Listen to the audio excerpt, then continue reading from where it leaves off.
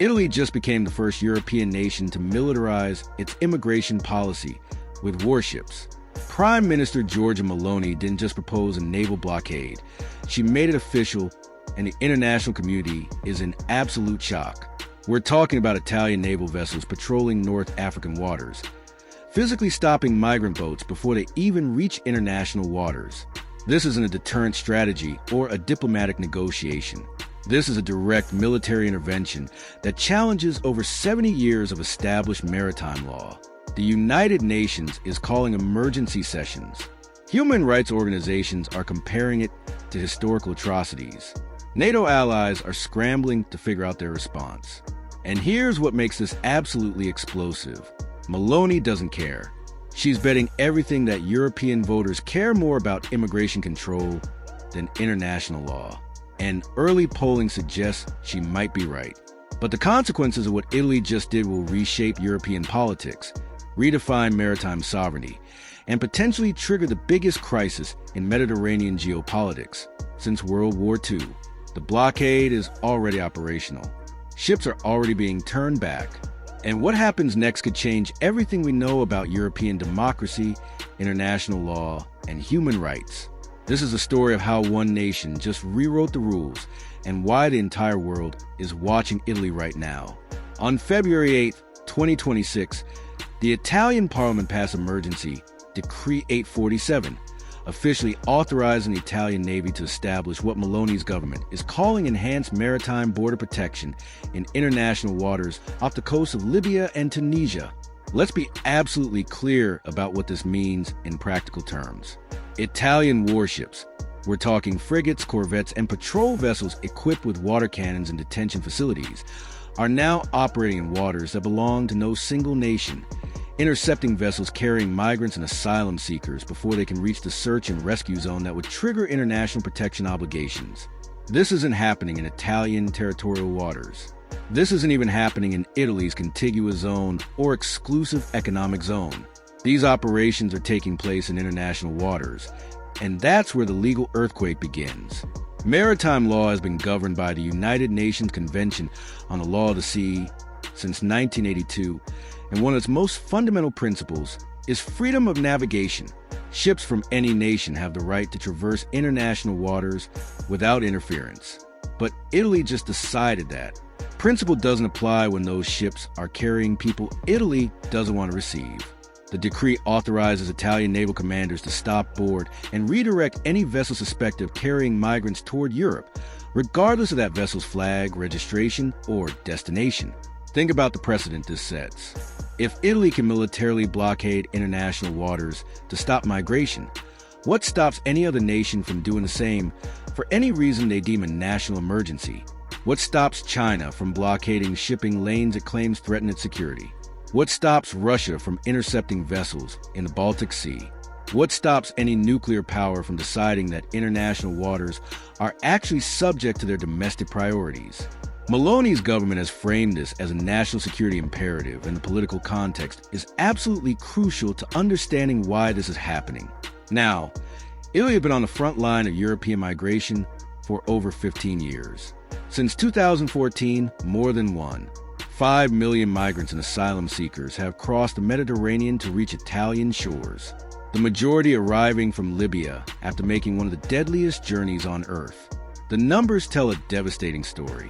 In 2023 alone, over 3,000 people died attempting the crossing. The Italian island of Lampedusa, which has a resident population of just 6,000 people, received over 100,000 arrivals in a single year.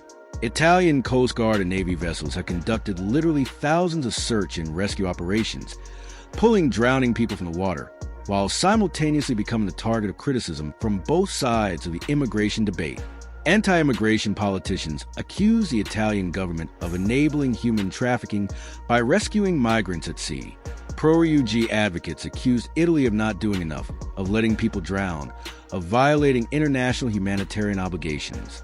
Meloni rose to power in 2022 by promising to end this impossible situation, and her coalition government had consistently pulled above 40% support specifically because of her hardline immigration stance. But until now, Every measure Italy implemented operated within the constraints of international law. The government negotiated deals with Tunisia and Libya to intercept boats before they launched. Italy withdrew state support from NGO rescue vessels operating in the Mediterranean. The government even attempted to designate certain ports as unsafe for migrant landings, though that policy was struck down by Italian courts. None of it worked. The boats kept coming. The deaths kept mounting. And Meloni's political base kept demanding more aggressive action. That's the context for Emergency Decree 847. This isn't just about immigration policy. This is about a democratically elected European leader concluding that international law is an obstacle to national sovereignty and deciding to simply ignore it. The immediate international response has been catastrophic for Italy's diplomatic standing. The United Nations High Commissioner for Refugees issued a statement within hours of the decree's passage, calling a flagrant violation of the 1951 Refugee Convention and the principle of non-refoulement, which prohibits returning asylum seekers to places where they face persecution. The European Commission opened an infringement procedure against Italy, though the timeline for any actual enforcement is measured in years, not months. France's President Macron called Meloni directly and reportedly told her that France would not support any Italian naval operations that violate international maritime law. A statement that's particularly significant because France and Italy share maritime borders and coordinate on Mediterranean security. Germany's chancellor issued a carefully worded statement expressing concern about the decree, while noting that Germany understands the pressure Italy faces from irregular migration. Spain's socialist government condemned the blockade outright and announced it would be seeking an emergency EU summit to address the crisis. But here's where it gets politically fascinating. Hungary, Poland, Austria, and the Czech Republic all released statements supporting Italy's right to defend its borders by any means necessary. The European Parliament is completely fractured on the issue, with right-wing and far-right parties praising Meloni's courage, while center-left and Green parties are calling for sanctions against Italy. This isn't just Italy versus the international community. This is a fundamental split within Europe itself about whether national sovereignty trumps international law, and whether democratic majorities can legitimately vote to ignore treaties and conventions their nations previously agreed to follow. The legal arguments on both sides are sophisticated and deeply complex, but they boil down to a simple question. Does Italy have the right to protect itself from what Meloni calls an invasion, even if that protection requires violating international maritime law? The blockade became operational on February 10th, just 2 days after the decree passed. The Italian Navy deployed the ITS Carlo Bergamini, a Frenkless frigate, along with 3 Commandanti-class patrol vessels, to positions approximately 60 nautical miles north of the Libyan coast. Within the first 48 hours of operations, Italian naval forces intercepted 7 vessels, carrying a total of 623 people. Here's what happened to them. And this is where the human rights catastrophe begins. The intercepted vessels were not brought to Italy. They were not processed for asylum claims. The passengers were not given access to legal representation or humanitarian assistance. Instead, Italian naval personnel transferred everyone to Italian vessels, provided them with food and water, and then sailed south to return them to Libya. All 623 people were handed over to Libyan coastal authorities at the port of Tripoli, despite overwhelming evidence that Libya is not a safe country for asylum seekers, and despite the fact that many of those intercepted had explicitly fled Libya because of the torture, detention, and abuse they experienced there. International humanitarian law is extremely clear on this point. Nations cannot return people to places where they face persecution, torture, or inhuman treatment. This is the principle of non-refoulement and is considered so fundamental to human rights that it's recognized as customary international law, meaning it applies even to nations that haven't signed the specific treaties. Italy has absolutely signed those treaties. Italy is a party to the 1951 Refugee Convention. Italy has ratified the European Convention on Human Rights, and Italy just violated both of them in the most direct and unambiguous way possible. The Italian government's legal defense is essentially that these interceptions happened in international waters, not Italian waters, and therefore Italian asylum obligations never triggered. It's a technical argument that ignores the substance of international humanitarian law, and every major legal scholar who has commented on the situation has said it won't hold up in court. But here's the thing. Meloni doesn't care if it holds up in court. She cares if it holds up with Italian voters. And right now it absolutely does. The legal framework that Italy is now openly defined didn't emerge from abstract philosophical principles or bureaucratic overreach. It was built directly from the ashes of World War II when the international community witnessed what happens when nations decide that certain groups of people have no rights that must be respected. The 1951 Refugee Convention was drafted specifically because European nations watched millions of Jews, Roma, political dissident, and other persecuted groups get turned away at borders and sent back to certain death. The principle of non-refoulement exists because the world agreed in the aftermath of the Holocaust that no person should ever again be forcibly returned to a place where their life or freedom is threatened. This isn't some recent progressive invention or modern human rights expansion. This is foundational post-war international law that has governed civilized nations for over 70 years. Italy was one of the original signatories. Italy helped write these rules.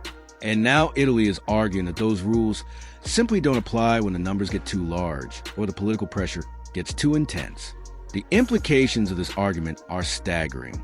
If international humanitarian law can be suspended during what a government defines as a migration emergency, then it can be suspended anytime a government decides it's inconvenient. The entire architecture of international human rights law is built on the premise that certain protections are absolute and non-negotiable regardless of circumstances. Italy just decided they're actually quite negotiable, and the decision was made not by legal scholars or international courts, but by domestic political calculations about what voters want to hear. The comparison to Australia's migration policies is absolutely unavoidable, and Meloni's government has explicitly cited Australian-style offshore processing as a model for what Italy is attempting. Between 2001 and 2007, and then again from 2013 onwards, Australia implemented what it called Operation Sovereign Borders, a military-led operation that intercepted asylum seeker boats in international waters and either turned them back or redirected them to offshore processing centers in Nauru and Papua New Guinea. The Australian government argued, much like Italy is arguing now, that preventing boats from reaching Australian territory meant Australian asylum obligations never triggered. The policy was internationally condemned.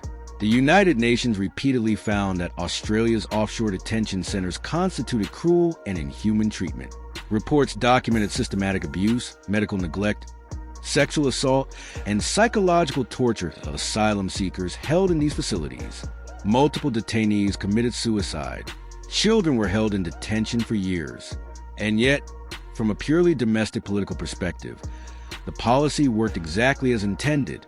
Voter arrivals to Australia dropped to nearly zero. The Australian government declared the policy a success, and voters rewarded the government with continued electoral victories.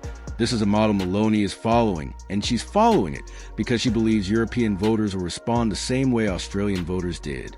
The difference is that Australia is geographically isolated and was able to implement these policies largely outside the scrutiny of regional allies. Italy is in the heart of Europe, bound by European Union law, subject to the European Court of Human Rights, and surrounded by nations that have very different views on migration and human rights. What worked for Australia in the Pacific might trigger a constitutional crisis when attempted in the Mediterranean. The European Union is now facing what might be its most serious legal and political crisis since Brexit.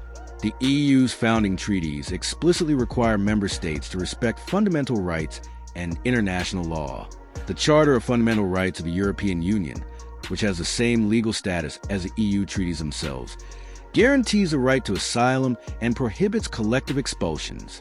Article 18 specifically provides that the right to asylum shall be guaranteed with due respect for the Geneva Convention.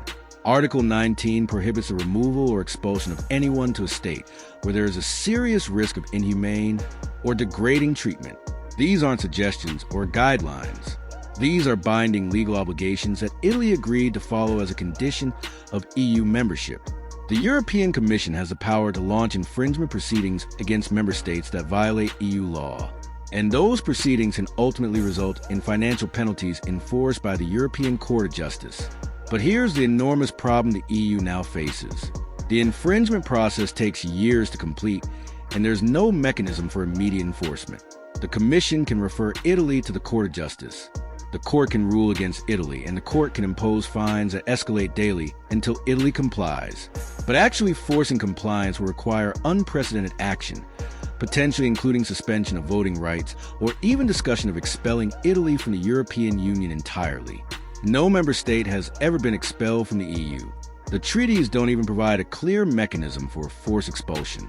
And the political reality is that roughly a third of EU member states actually support what Italy is doing, even if they won't say so publicly. Hungary's Viktor Orban has been openly praising Meloni's courage. Poland's government has suggested it might implement similar policies on its eastern border. Even in nations where governments officially oppose the blockade, right-wing parties are surging in polls by promising to follow Italy's example.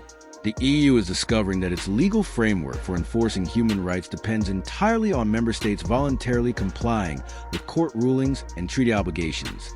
When a member state simply decides it won't comply, the EU has very few actual enforcement mechanisms beyond economic pressure and diplomatic isolation. The situation in Libya makes Italy's actions even more indefensible from a humanitarian perspective. Libya has been in a state of civil conflict and political chaos since the 2011 overthrow of Muammar Gaddafi. The country is effectively divided between rival governments and militias with no single authority exercising control over the entire territory. International human rights organizations have documented systematic torture, arbitrary detention, sexual violence, and extrajudicial killings in Libyan detention centers where migrants are held. The United Nations Support Mission in Libya has published reports describing conditions that constitute crimes against humanity. Migrants and asylum seekers returned to Libya face immediate detention in facilities where beatings, rape, and extortion are routine.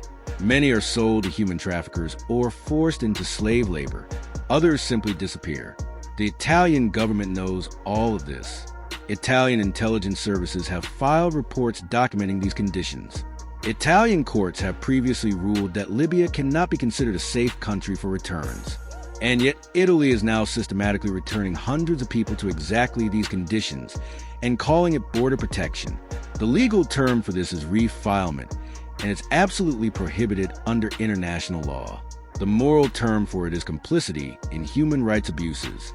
Meloni's government argues that Italy has invested millions of euros in improving conditions in Libyan detention centers and training Libyan coastal forces, and therefore Italy has done its due diligence in ensuring returned migrants will be treated humanely.